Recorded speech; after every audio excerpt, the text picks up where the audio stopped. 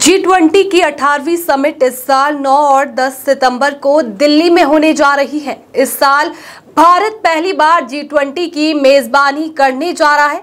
आइए आपको बताते हैं कि क्या है G20, कौन से देश है इसका हिस्सा और ये क्या काम करता है। G20 को ग्रुप ऑफ 20 कहा जाता है। इस समूह के 19 देश सदस्य हैं।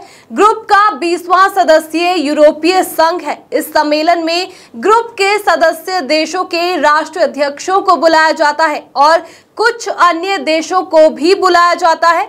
इसके बाद सभी देशों के राष्ट्राध्यक्ष बैठकर कई मुद्दों पर चर्चा करते हैं। G20 के सदस्य देशों की बात करें तो इनमें भारत के अलावा फ्रांस, चीन, Canada, Brazil, Australia, Argentina, America, UK, तुर्की, दक्षिण कोरिया, दक्षिण अफ्रीका, सऊदी अरब, रूस, मैक्सिको, जापान, इटली, इंडोनेशिया तथा 20वें सदस्य के तौर पर यूरोपीय संघ शामिल है।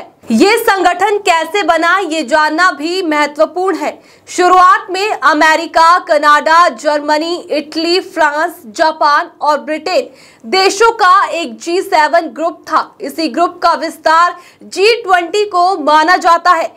साल 1998 में इस ग्रुप में रूस भी जुड़ गया और 1999 में G8 देशों की बैठक के दौरान एशिया के आर्थिक हालातों पर चर्चा की गई। इस चर्चा में 20 बड़ी अर्थव्यवस्था वाले देशों को साथ में लाने की बात कही गई और उसी साल बर्लिन में एक बैठक का आयोजन हुआ जिसमें G20 की बात उठी। 2007 में विश्वव्यापी आर्थिक और वित्तीय संकट के बाद G20 फोरम को राष्ट्र प्रमुखों के स्तर पर बना दिया गया। समूह का पहला शिखर सम्मेलन 2008 में वॉशिंगटन डीसी में हुआ था। इसके बाद इसकी अहमियत को समझते हुए हर साल इसकी बैठक की जाने लगी। G20 की बैठक में इसके 20 सदस्य देशों के अलावा भी अन्य देशों को भी आमंत्रित किया जाता है।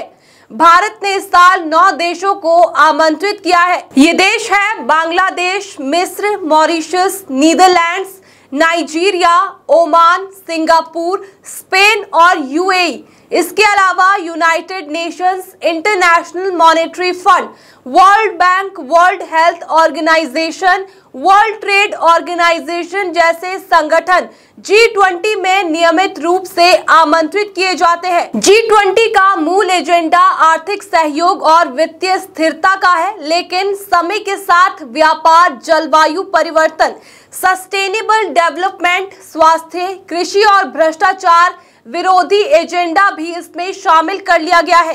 इस साल भारत इस समूह की मेजबानी कर रहा है। इसके बाद वो ब्राजील को ये जिम्मा सौंपेगा और अगले साल ये बैठक ब्राजील में आयोजित होगी।